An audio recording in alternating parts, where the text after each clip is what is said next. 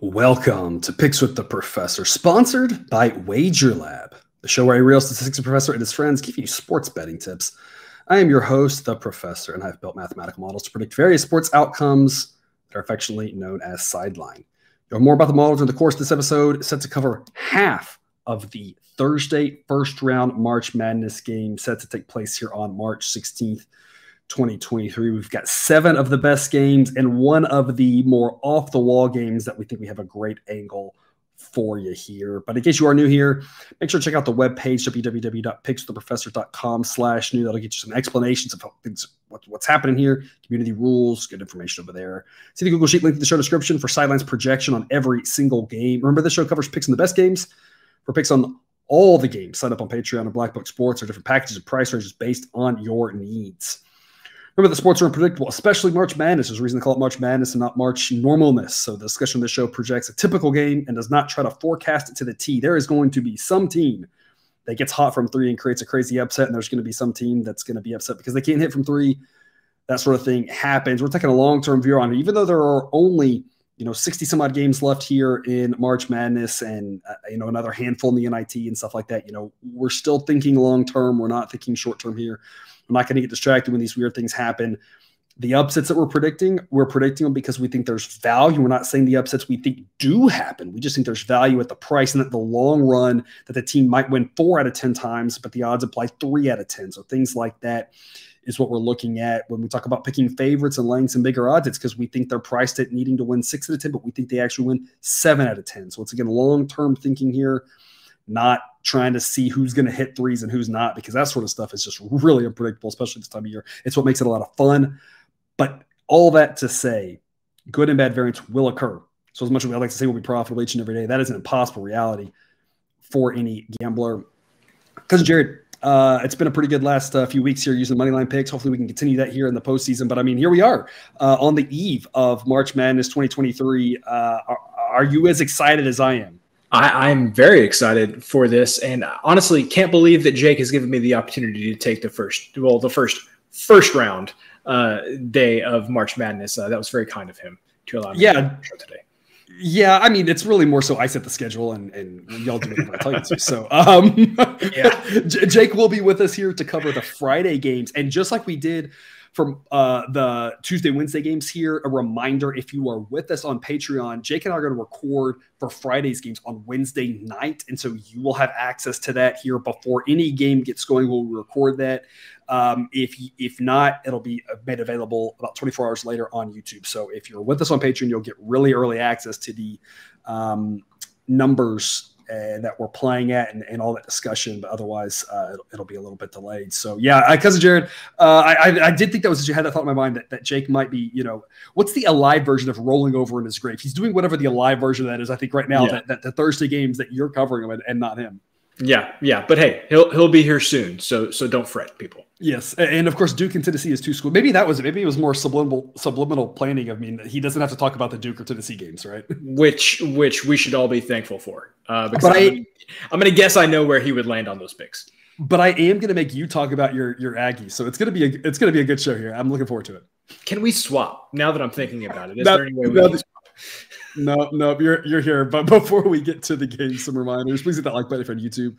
Also, if you are yet, please consider subscribing or following. It's free. And if you turn on notifications, you won't miss any of the college basketball, MLB, or college football content that this channel provides. I already mentioned Patreon, but check it out if you haven't yet. There are a lot of great benefits found over there above and beyond what we do here, different price ranges, different packages, all sorts of fun benefits. That Discord chat group, again, the place to get questions answered. If you have a question for me, that is the place to go to get it answered. Sometimes I see the comments, sometimes I don't. Sometimes I have time to respond. I always respond to people. I'm always interacting on that Discord. So for me, Cousin Jared, Jake, any of us over there, we have a lot of fun on that Discord. Talk about other sports. People are talking about NBA picks, NHL picks, all sorts of good stuff happening. At that $5 a month is worth the price of admission to that Discord.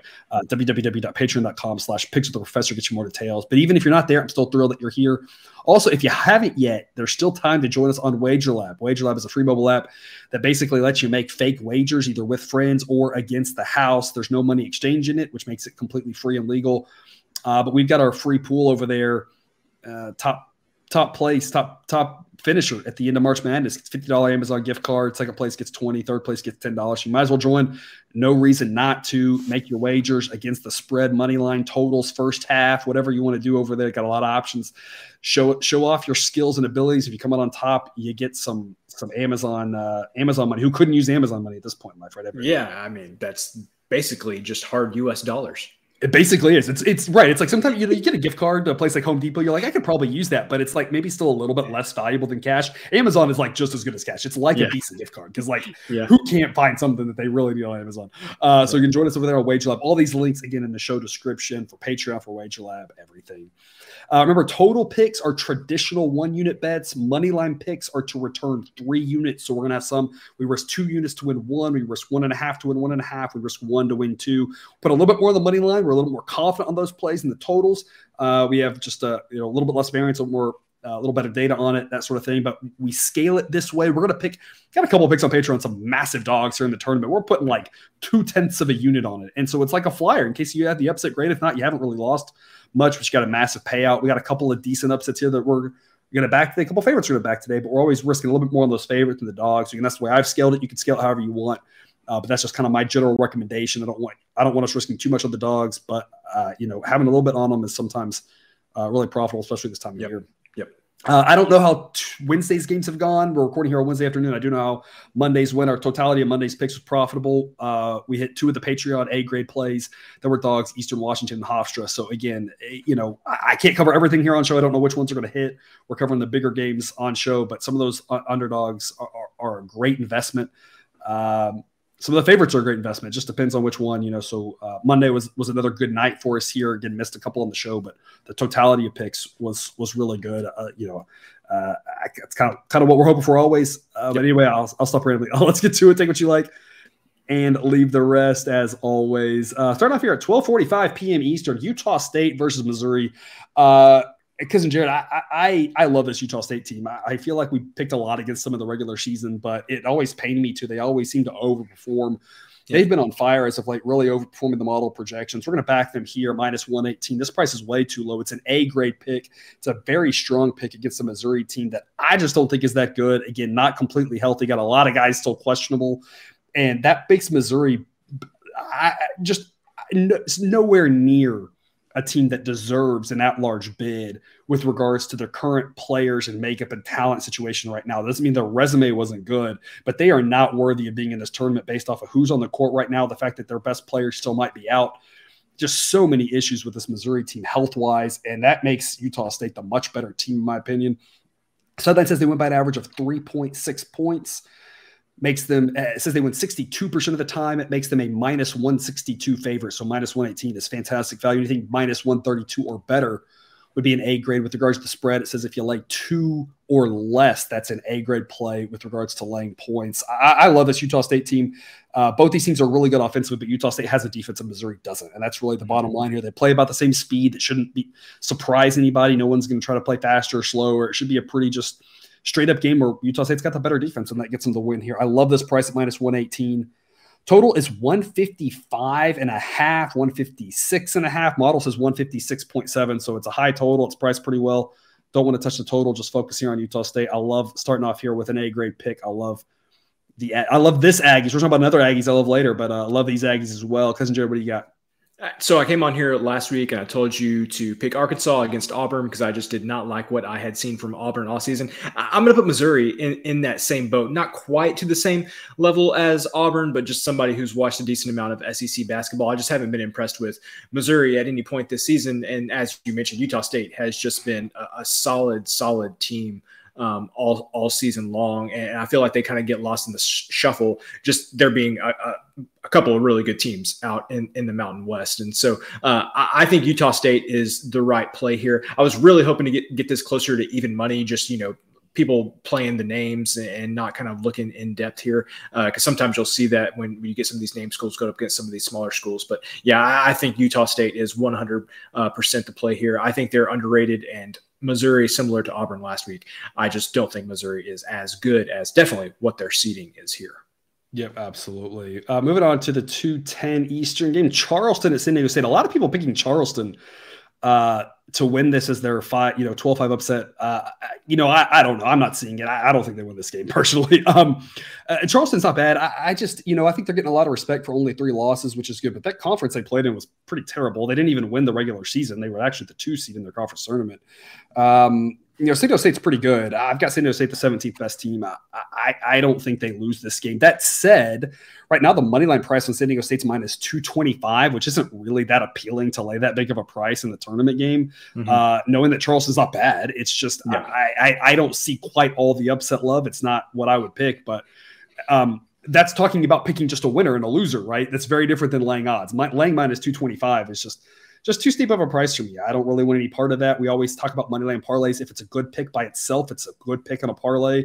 San Diego State's not really a good value by itself, so it's not a pick I want to throw in the parlay. You're adding, probably a little bit more risk than you are reward, and or at minimum the same. So I just don't think it makes sense. I do think San Diego State wins. The model says 68% of the time, but again, the price just isn't great. Current spread I'm seeing is 5. Model says 5.2. So again, I think it's priced pretty well with regards to the side. What's not priced well is the total.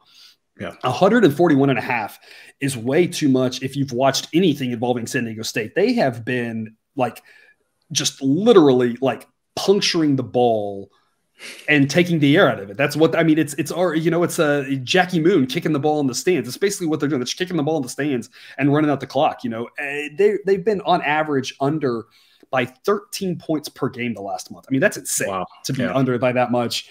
Their pace just gets slower and slower. They've got the 5th best defense in the country. Charleston wants to play fast, but San Diego State isn't going to let them play fast. San Diego State's disciplined enough to control the tempo and not get sucked into that sort of game. Model says 137.4, and the model's been really spot on with Charleston totals, but just can't go low enough for San Diego State. So given that, seeing what the model says 137.4, I probably think more like 135. I think this is a mid-130s game. You never know about fouls. Maybe if you like first half under, probably a slightly smarter play. I'm just going to take the full game here, but I would love the first half under as well. I just think under in this with the way San Diego State goes. They might get sucked into a faster game against a team with more talent, but they've got more talent than Charleston, so they can control the tempo of this game. 141.5, just laughably too high in my opinion. I love the under in this one. Cousin total, should I say? I know I can always talk you into an under. Yeah, I mean, I'm not going to refute anything that you've said. I'm just going to try to posit why the San Diego State totals have been so high the past month, and I really don't have a good answer. They played in the Maui Jim Invitational out there, which had, looking back on it, a bunch of up-tempo teams playing in that tournament. So I remember San Diego State scoring like 90 points in one of the games out there and thinking, oh, is this San Diego State team maybe a little different from the past iterations we've seen? And then, in non-conference play, we're probably going to score a little more points in non-conference play just with the type of competition that they're going up against. But yeah, once they got back in the conference play, the usual San Diego State. So I cannot tell you why this total is so high and why the totals haven't been lower, like you said, over the past month. But hey, I'm not here to question necessarily. I'm just here to capitalize on it. Yep, absolutely. I think under is the way to capitalize, just like you said, absolutely. 3:30 p.m. Eastern, Illinois and Arkansas. This one's relatively close to a coin toss. You're going to grab Illinois at plus 115. It's a B+ grade. Model says straight up 50-50. The average margin of victory is 0.0. So, I mean, you got a coin toss game here, plus 115 offers pretty good value. Model wants plus 122 before it gets to an A grade, so it's not quite there. But it's pretty good value in a game that I have no idea what's going to happen. We have to talk about, of course, Illinois has been disappointing as of late, but remember that the first 25 games or so of the season also matter, and we can't just throw those out. So the fact that Illinois in the last 5 or 6 games hasn't looked amazing, not great, but the model kind of weights every recent game a little bit more than the one before it, but it doesn't throw those other games out. And Illinois still got a lot of talent. It's accounting for the fact that Arkansas has been healthy at times and unhealthy at times. That's why they're ranked so high, because I think if you just look at team metrics on the season, I've probably got them higher than most places do, because most places are not giving quite that same injury break. That's the benefit of having a player-based model. I think this Arkansas team is decent. I think both these teams were decent. I think it should be a really good game. If you give me plus 115 on either side, I'm taking it. The bottom line is I don't know what the heck's going to happen. Model says straight up coin toss. And again, like I'm always saying, if you could go to Vegas, take out the 0 and 00 and just say red or black, you get plus 115. I'd be taking that all day, every day, right? It's a good long-term investment. And that's the same thing here. Arkansas hasn't been overly impressive as of late. They've been okay. Illinois has been struggling. But again, the number of times we've seen a team hot go into March Madness and then continue to play well, or vice versa, you just never know. I mean, I'm thinking about a couple of those 11 seeds that have made Final Four runs or Elite Eight runs. They were 11 seeds because they were playing terribly entering the tournament, and they flipped the switch and turned it on. You just never know what's going to happen, right? That's the whole point of, you can't throw out the first 25 games just because the last 6 have been not that great, right? Illinois is still a really good team. And I think we're getting a little bit of value here because people are worried about the way they played lately, but there's no injury concern that would explain that. And now if it was injuries, different, the model's going to know that, right? I put the injury report in, so it's going to adjust, but there's no injuries or anything like that says Illinois should continue to play bad. They're still a decent team.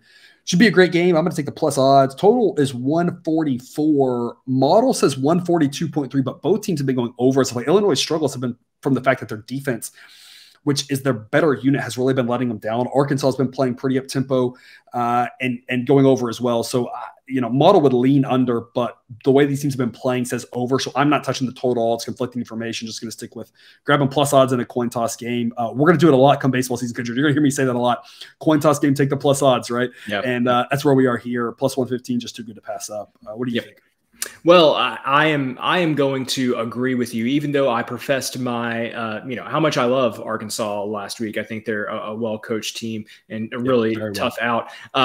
What I would say also that kind of overrides that is, as I was filling out my bracket, I stared at this game long and hard because I had no idea who I thought was going to win this one. And so I feel like that reflects exactly what you said, getting plus 115 for a game that I stared at for a minute and said, I have no clue who's going to win this one. Taking plus 115 odds feels right. So my analysis on this one is I didn't know who to choose in my bracket. So plus 115 is a good bet. Yeah, absolutely. Same thing if you're taking points. Illinois right now is getting 2 points. Same concept, right? One of those get 2 points. Maybe it pushes. Maybe they only lose by a point. Maybe it's a buzzer beater. Who the heck knows? So it's the same sort of thing. There's some value, This isn't one of those. There's no locks in gambling, right? Always remember that. But there's just value on this pick in the long term. These are the smart plays where we've got a little bit of edge and we exploit it, 6 times out of 10, that sort of thing. Moving to the evening games, 5:50 p.m. Eastern, Auburn versus Iowa. I mentioned this before. The model loves Auburn more than it should. But, the model says Auburn should win this by 4.6, so nowhere near a coin toss. Says they win this game 66% of the time. That seems a bit high. I don't think they win it 66% of the time. Probably closer to 60. But the thing is, this game is being played in Alabama, and that's going to give Auburn a pretty big edge here. We're talking about Iowa really struggling away from home. Auburn, it's not a home game. It's not in their barn, but they should have a lot of fans there. Now, there should be a lot of Alabama fans there. So I don't know who the Alabama fans are going to be rooting for. That might affect the officials one way or the other. So I'm only giving Auburn 1 point of home court advantage. So I'm giving them the smallest quasi boost for the travel, the fans, the comfortability of playing so close to home, that sort of thing. So not treating it as a true neutral site, giving Auburn just the tiniest of boost. Even if I give them no boost, again, the model still says they should win by 3.6. And again, even if that's high, I love taking advantage of the fact that Auburn away from home is a scary bet. They've only played well away from home a time or two really all season. So I'm on Auburn here minus 110. I think there's some value here. They're the much better team. Maybe not quite as much as the model thinks, but game location enough to swing this in their favor. Total is 152. Model says 151.8. Auburn's been going over us of late. Their defense has been not quite as sharp as the top 10 unit the model thinks they have. Their offense has been a little bit better. Model might lean a little bit over, but 152 is such a high number. We also talk about Iowa, right? Totals. If they hit threes, it's going to go over. If they don't, it's going to go under. So, I don't know. Do with that whatever you will. I'm just going to back Auburn. I think the price is right here. They should be bigger favorites in this, especially playing, again, a pseudo almost adjacent home game. Because, Jared, I know, like you said, you don't like Auburn. So how can you sell this? Yeah, this game made me sick. Because I didn't want to pick either team. But when you dig into it, I think you just really have to focus on how truly bad Iowa has been away from home. And I know a lot of that is in conference. They got a lot of tough road conference games, but even their neutral site games this year have not been great. Really struggled against Duke at Madison Square Garden, a Duke team that looks nothing like they do now. Yeah. That was very middling at the time. Yeah. And so I just can't get past that. To your point, Auburn playing relatively home game. Is Bruce Pearl maybe a tad bit overrated? Maybe, but I still think he can pull this game out with how bad Iowa has been at neutral sites on the road. I think Bruce Pearl has this game in him, and it's killing me to say that because I don't think Auburn has been a good team this year. But like, if you look at the team that Iowa is on the road, like Auburn probably wins that game. A lot of the teams they've been losing to in the SEC are better than Iowa when Iowa's playing on the road. So as much as it pains me, I'm going with Auburn in this one as well. Yeah, and it's like, you know, if this game's in Iowa City, Iowa hits a bunch of threes and probably wins by 10. Yeah. You know, otherwise, though, a lot of times on the road or neutral sites, they just go cold from three and they just can't hit them. And if you can't hit them, you can't score. Yeah, that's how you let Auburn win. Because otherwise, if you score enough on Auburn, you're fine. Their offense isn't that good. But you know, if they're not hitting the threes, which they haven't done great on that away from home, then they're not going to be good enough to win this one. So, very different situation if they're at home than here on the neutral site. 6:10 p.m. Eastern, Oral Roberts to Duke. I picked Duke to go to the Final Four in my bracket, but let's back Oral Roberts here at plus 225. All about the value in this one. It's not that I think Oral Roberts wins. If I just have to pick who wins, Duke is more likely to win. So I want to make sure that we're clear on that. We got to be clear on this with baseball as well. This isn't me saying I think Oral Roberts wins. It's saying that Oral Roberts plus 225 has long-term value. Of course, if you want to play the spread, take the points, play a little safer, that's your prerogative. But Oral Roberts, according to the model, wins this game 37% of the time. That gives us a nice little 6% edge here. It's a pretty solid edge. It's an A-grade play. I love the way that Duke's been playing as of late. I think they're playing really, really well. The issue is that this Oral Roberts team is really good. I've got them as the 29th best team in the country. So I have the Oral Roberts themselves should not be a 12 seed, but that they should be like an 8 seed. And that's, I think, the reason I think there's value here is that people just don't realize how good this Oral Roberts team is. If they were playing somebody besides Duke, I think they'd have a really good chance of winning much closer to 50-50 than it is. Again, they're not even a 40% likely to win, but even anywhere near 40%, plus 225 is just way too much value to pass up. Same thing with taking the 5.5 points, if that's what you want to do. Model says taking 5.5 is the threshold for an A grade. Predicts an average Duke win by 3.8. So again, Duke more likely to win, but I would not be playing Duke on the money line or laying the points. There's no value here. The value's on the opposite side. Again, A grade pick on Oral Roberts. They got a shot to pull this off, especially if they get hot from three. Their defense is better than it was a couple of years ago. They're going to be a little bit overmatched. The tempo contrast should be interesting here. Oral Roberts wants to play fast. Duke wants to play it really slow, but they're a good team. They are not a typical 12 seed. They should be a single-digit seed. They're getting massive disrespect here, in my opinion, from the committee. And I wish they drew a better matchup, but as it is, I thought they're going to give Duke fits. This might be one of Duke's tougher games here in the tournament until they get to the very deep parts, because this one's going to be a really tough one playing a really good Oral Roberts team. Yeah. Total is 145.5. Model says 144.6. Both these seem to be going under. Oral Roberts defense is playing really well lately. If I was playing a total in this, I would be going under 145.5. Duke's going to slow it down. They've got the better athletes. They should be able to. And again, Oral Roberts, amazing offense, but again, their defense has been playing so well as of late. They've been really driving the totals under. I would definitely be going under 145.5, under 146 if I was looking at a total. Cousin Jared, what do you got? So you just gave all of the facts there. I'll circle back to what I said in the first game that we talked about. Sometimes the value is off because of the name on the jersey, and this is definitely one of those times. And the fact, how many people have really seen Oral Roberts play this season. They're a solid team. This is just one of those things where the odds are out of whack because it's Duke. And I mean, if you, played every game against Duke in the NCAA tournament, going back, I don't know how many years at this point, you would be really profitable.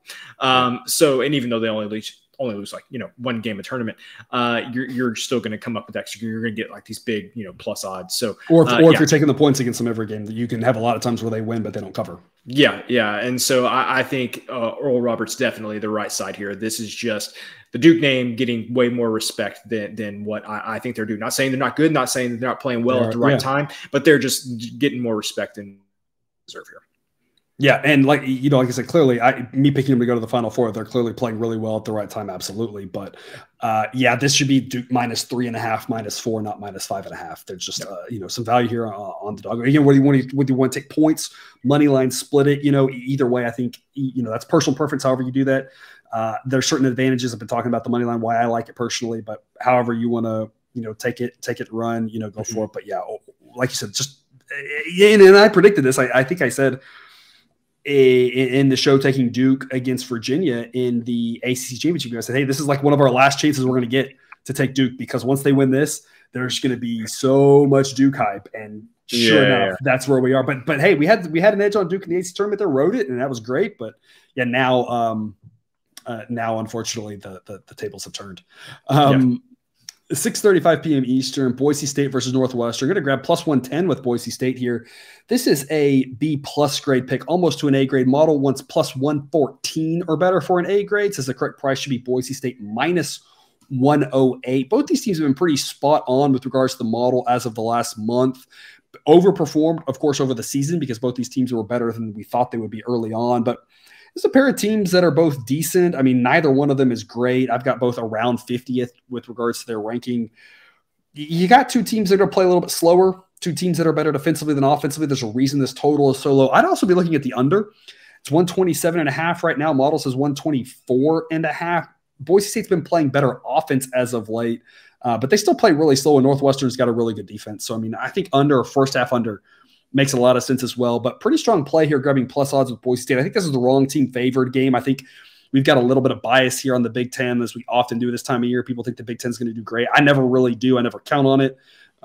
This is the type of game the Big Ten loses just about every year. It seems like these coin toss games that just can't get on the right side of it. And this Boise State team, I think, kind of like you said, just not getting the respect they deserve because people don't watch them. Yeah. But I think they're the better team, and I don't really see anything in the data that would indicate otherwise. At minimum, this is a coin toss. So this to me is somewhere between Boise State should be favored or 50-50. Plus 110 offers pretty good value here on the Broncos. Because Jared, what do you got? I trust Boise State to ugly this game up and make it fairly low scoring. You mentioned you might be on the under here. I think that Boise State's going to find a way to make this game really ugly, and this game might end up being like 60-58 or something like that. I think it's going to be close, but at the end of the day, I just think that Boise State has the ability to play some really good defense and keep Northwestern out of their rhythm and ultimately win this game.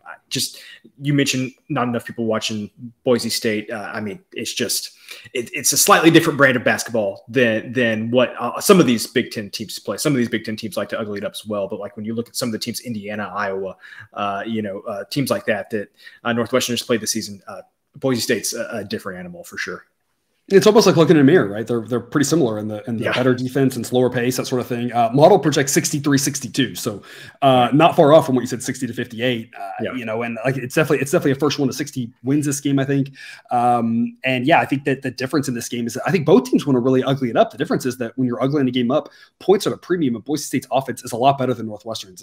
It's good enough to, in an ugly game, just be good, just good enough. Right. Now that won't be the case next round, right? Boise State will have a whole lot tougher of a situation where it won't be that offense might not be good enough, but against Northwestern, their offense is just good enough just to get to 60. Whereas Northwestern, with the pace of this game and the defense, Northwestern's gonna have a really hard time getting to 60. Not impossible, but they're gonna have to have things go their way to get to 60. Boise State's got the offense to do it, and like you said, I think that 60-58 type score makes a lot of sense. So whether it's under for the game, first half, either one makes a lot of sense. I think Boise State plus 110, pretty good value play here, almost A grade, not quite, but definitely good enough to fire away, in my opinion. 8:55 p.m. Eastern, the moment you've all been waiting for, Cousin Jared.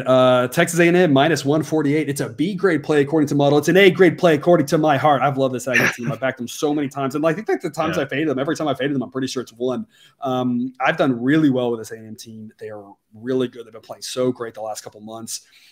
Only losses were a couple of tough situations. You're like at Mississippi State, Bama, right? I mean, just some tough situations like that. But for the most part, they've been really good to us. I'm going to say it again. I just don't think the Big Ten's that good. I think A&M's a lot better. I think they can win this game. Model says they win it 68 or 63% of the time.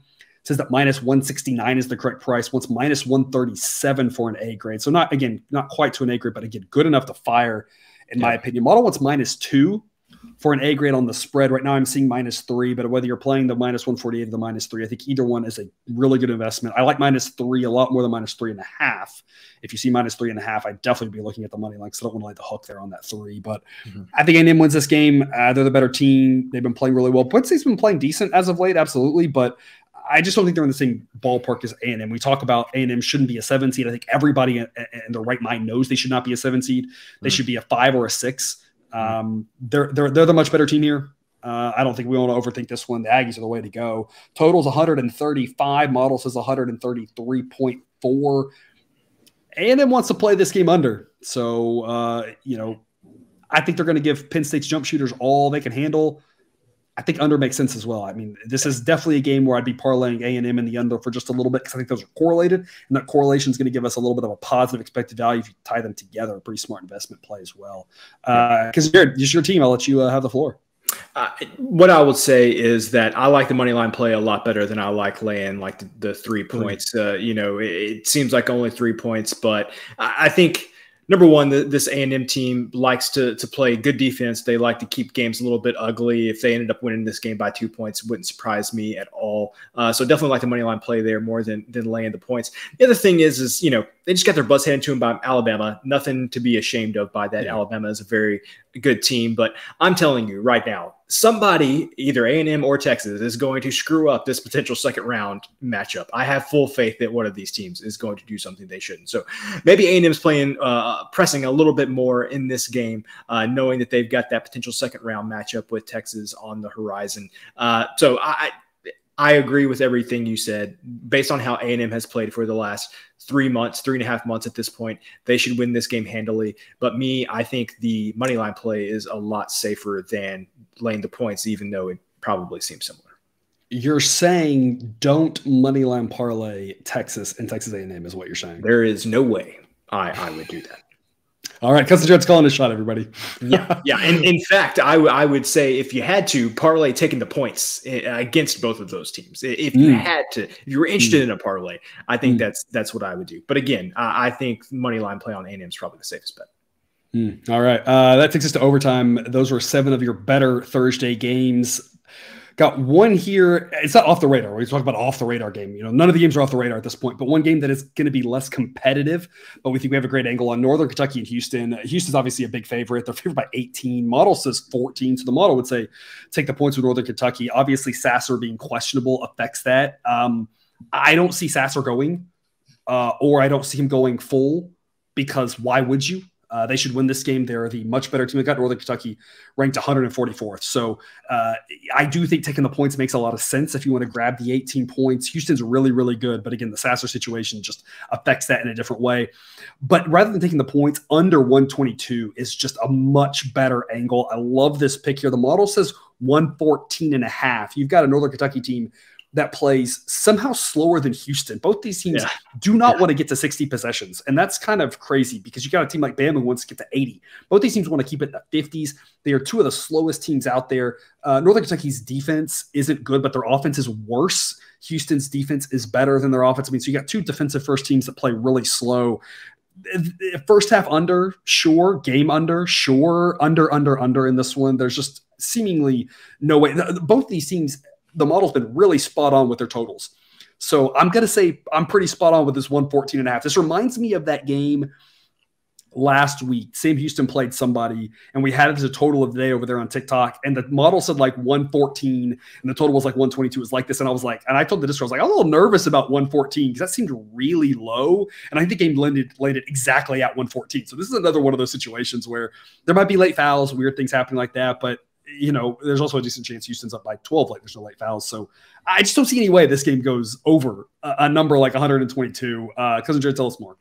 Yeah. So as we discussed at the top of the show, that I have like no input on how this kind of works out. I just kind of show up when I'm told to show up. But the one input that I did have is we were going to talk about this game because I did not need to have a rocket scientist or sideline or anybody else with a PhD tell me that we need to play the under in this game. It's in like, okay, so just step back from everything. Like there is no way that this total should be 122 points with the way that these two teams play.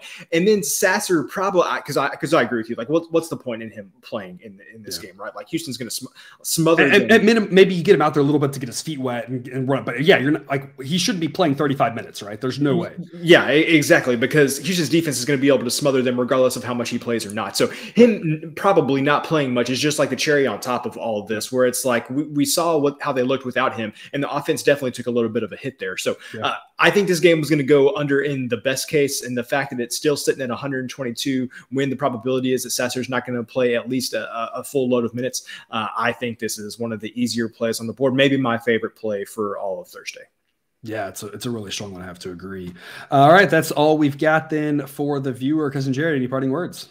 I can't believe that it's here. Let's enjoy the next 4 days for what they are. We only get them, 4 days out of the year. We got to enjoy them while we have them.